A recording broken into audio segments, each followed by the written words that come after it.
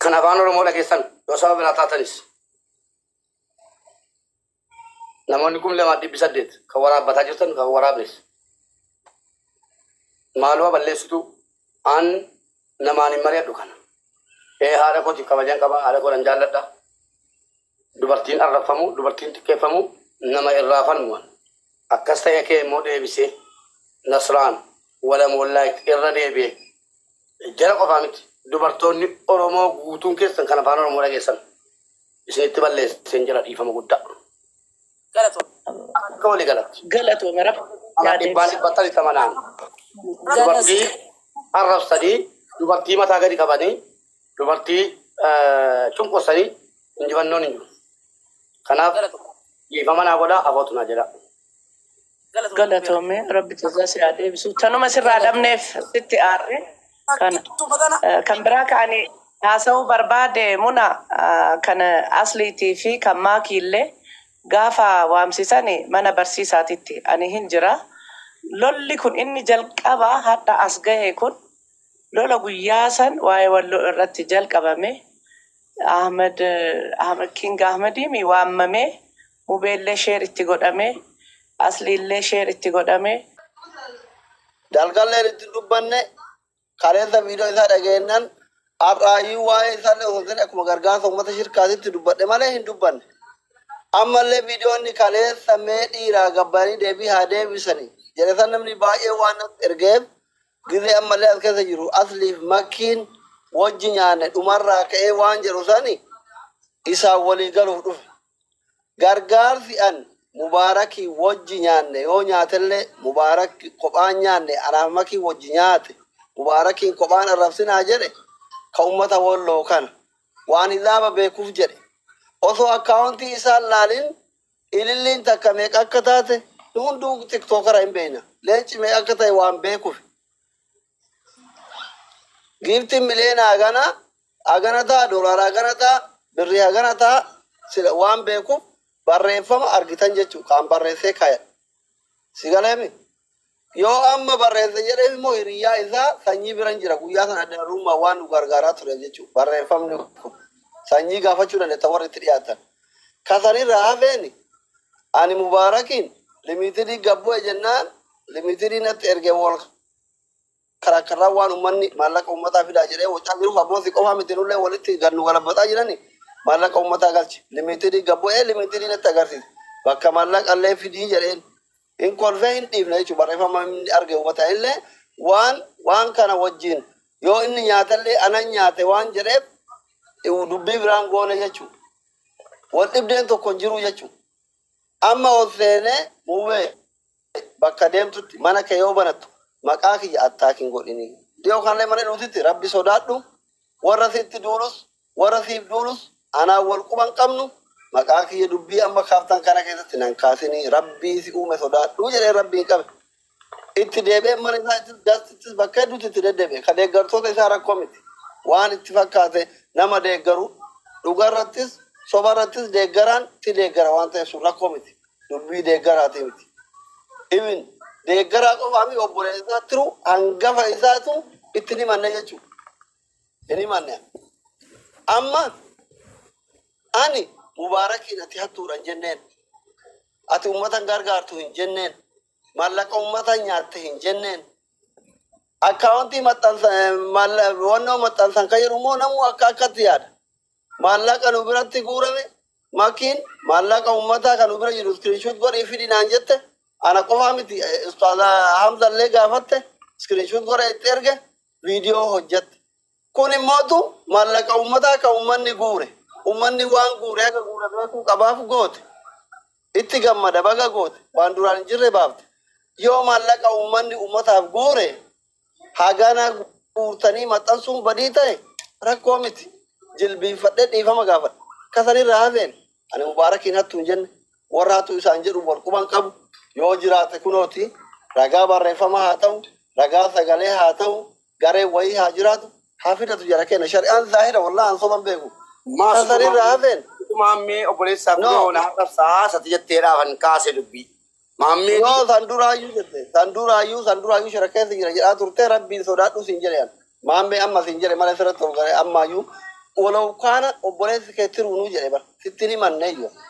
akka ati harkaan qabne illee hin beeka akka ati qabachuu hin dandeenye illee hin beeka si galee miti kanaafi an ka deeggartoonni mubaarak giiftara irraa kaasanii aga tabtaabitti halkanii guyya walaa saayidii mubaarakii miti walaa saayidii warra kaanitii miti naarraabsan guyyi tokko nama tokko deebiin deebiin nama tokko deebiin deebiin sababaa isaatiin waan arraafamaa jiraami barii tokko qabuan gargaarsa uummata argee mana kiyyatti hin taane mucayyoo waan tiktaakii nama qabdu tiktaakii kee naan jette akka nama kamitu imaara tokko irra garla waan ta'eef itti kenne an nama bakka na argaatitti bakka waan itti gaasirra cal jedhee afaan kiyya qabadhee dhaqu malee nama waan akkasii qabu miti boreesu gargaarsallee yoo taate yoo lafarratti taate malee online irratti hangafa jiraatiyan mubaarak illee hangafa wallaahi fudhaa dhufiim yarra isin jira kun ona bira jira hangafa mubaarak isin galee miti tiktookin haa ta'u feesbuukin haa ta'u illee ajira takka kara attack nama goreen beekon attack nama goreen jira abbaa dhimma irraa qabu daarektima itti himan irra qaqqabaa dho'isaa kanan beeku yoo mallaqa amma mootu hisaaba waan beeku ummannummaan kurummaasitiniif hisaaba walitti achuu godhi jedheen walitti maachi godhe warri hattuu jedhamu warri abbaa dhugaati jedhamu malee asli waan ammaa kana malee aara biraa tokko irraan qabdu jechuutti fayyada mubaarak Anamumma yoo aramaan irraa qabamaa duraarte mallaqa uummataati hisaaba godhi jedhanii hisaaba godhe nu garsiise walitti qotan nama walitti bocanna kiyya nyaatamu ka isan nyaata jaalannu walitti dhufna wal jaalachuu baannu immoo namuu kiraa mana arabaa kopha kophaa kafalata namu mana ofitti haasaase maaltu waliin nu aara maal irratti wal kenna ka waliin nyaannu ka waliin dhugnu ajaa'iba ati ilaalu isaan lamaan waliif fayyifannaan nuti nagahuma barbaannaa hawaasa keenya kana rakkataa kana gargaaru yaana waan taateef bakka takka dacha'ee namuutu hawaasa keenya kana shirkaa kana bira dhaabbachuuf guyyaan as deemu jira. Galatoomi dhiifama waa tokko jira waa'ee maasiliin jira irratti dhugaa dubbachuuf dheengaddaa yoo hubattan hundi keessa nama hedduu taa'ee ilaalaa ture asilii fi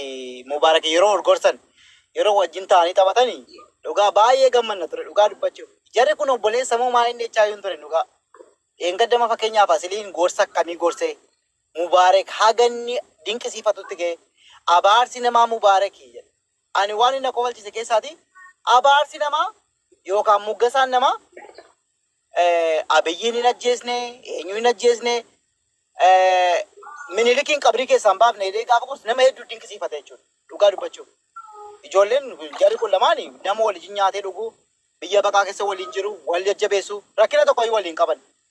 Amma maa inni baay'ee waama xiqqoo tokko fuunee guddaa gochuudhaan kan afirraan kana fi waama jechuun like hawaasa kana fuulduratti dubbachuu nama sodaachisaa nama hedduutu jira. Kanaaf waama xiqqoo tokko ta'eef guddaa hin godhinaati. Just like dubbatame miti gaafii wal gaafatamee kun wal saaxiluus miti waan guddaas miti gargaarsi ta'ee waan uummati beekuudha waan sooshaal miidiyaan beekuudha. Kanaaf xiqqooma easy godha laala waan hundumaa bada akkasuma keessuma buunee haasa'uun hin barbaachisu kun araaras miti. Lakki kana dubbattee marti wal aarsudha waan ta'eef waan biraa miti dhiifama walii galaamati bakka walitti mufattanii waan walitti mufatan hin qabdu jechuudha. Maayikii banadhu kaameraa fayyadu lubbu. Hayyee akkam jirtan hundi keessanuu.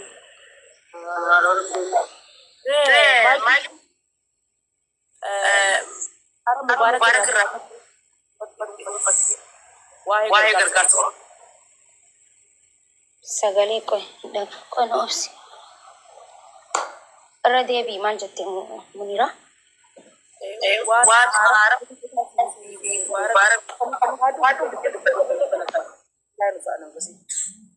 Maayikii teenya waan hin jechuu barbaade nuti akka isin wal taatanii miidiyaa kanarratti uummata keenyaaf sagalee ta'uutu jirtanii uummata keenya rakkataa beelamee qabaasu jirtanii lubbuu namaa baraaru jirtanii akka isin wal taatanii gargaarsa kaas deemu kanallee haganaa dhufullee waliin saba keessaniif hojjettan barbaannaa garaa fayyaanii yoo isin walitti garaan keessan fayyaa ta'e namni illee fidee waa isinii kannaa dhuguma rabbitti jechuudha. Qallaalii namatti haa fakkaattu malee warra biyya bulchurra isintu dalagaa guddoo qabu jira harkaa qabaa. Tanaafuu ati gabaabdumatti amma gabaabsine waan mubaarak irraa aara qabdu ni qabda ati takka takkaa yoo qabaatte lafa nuu kaa'iseeti garaa fayyaa walitti isin fayyinna. Hayyee galatoomii ani Mubaarak irraa aara sin qabu rakkoo sin qabu. Garuu shira nurratti hojjetanii shira hojjetamee bika jeesanitti hedduu itti mufadhee because ani shira hojjechuu sin beeku shira sin beeku. Sababa sanii immoo namoota hedduu maqaa kiyyallee warri balleessees ilaa ammaatillee na arrabsu jiru ni jira. Maaltu jira ani asliidhaan anaatu asli waan mana kan guurame gizee seen iskirishut godhina ergii. Hamzaanis iskirishut rabbiin ifaa dukkanatti harka. Waan takka waan asli duuba jira maaltu duuba jira waan jaan kun I don't know naagalaan jiru. Anaaf iskirishut godhi fidii because addunyaan hundi gizee maallaqa guurtee ijoollee nafxanyaa yoo laaltan mammaar manaamni yoo laaltan iskirishut godhanii waan hunda post godhanii jechuudha. So anilleen achirraa kee ummanni kiyya waan ani mana kanatti buuse haalaan lamuu jeetiin post godhe malee nama tokko irratti nama tokkonis hattuu hin jenne nama tokko siin arrabsine nama tokko siin xuyne garuu shiraan irratti hojjetamee shiraan irra hojjetanii jee I don't know bika sanitti aariyaanii maaliif shira nama irratti hojjechuudhaaf miti namni tokko I don't know maallaqa tokko screenshot godhanii post godhuun nama tokkoon hattuu jechuuf miti inni akkuma amma baasisanitti baasuu danda'a akka amma dubbatisaniittis dubbatuu danda'a siigalee namni hattuu namaan jeesin jiru gaafa Mubaarak maallaqa sanguute osoo nuti akkaawuntii baankii isaa keessa maallaqni meeqa akka seeni hin laalin jechuu maal jechuu turre bika deemanitti anafaa qaban maallaqa nyaachuu deemtan Kaanaadaa deemtan jaanii gisee na qabanii Ono Oromoonni jirti Mubaarak yoo nyaate waliin nyaanne ana asliitti nu gaafadhaadha Mubaarak maallaqa kana badee taanaan nutis waliin nyaanne waan jechuu turre bar nuti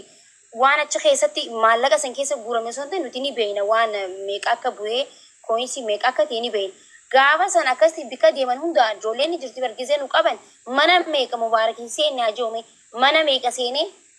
Mubaarak nyaate isaan nu nyaateeti obsaa limitiidha obsaa ni maallaqni kun ni galaa jennee nama hedduu bika hedduu irraa dubbatu turre bara gaafa san bara waa hedduu jechuus nima dandeenya silaa shira jiraate jechuu sigalee akkasitti nuti nu qabaa na jennee bika hunda himu turre Facebook irra himu turre TikTok irra himu turre garuu screenshot godhanii post godhuun inilleen akkuma amma post godhe agarsiisan shiraan irra hojjetanii maaltu jira waa hedduu jedhame so viidiyoon illee ni jira namni wallahi rabbiin na arkan takka ani Mubaarakitti arras borus hamtu isarraa yaadeen beeku annama unkaan Mubaarak waliin ummata waliin gizee hunda gargaarsa waliin nyaanne miti annama waliin nyaanne irrattu nama shira yaaduu miti rabbiin na arka ani maallaquma ummataa kun adeemsi gargaarsa akkana ta'uu qaba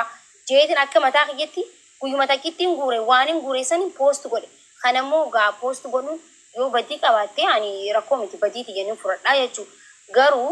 Mubaarak ani waa takka naan hin jenne bikkuma shira hojjetan jeessani malee anaaf Mubaarakiin yoo jettee jihaajoo wallahi waa takka sin jenneeni ittis hin dubbanne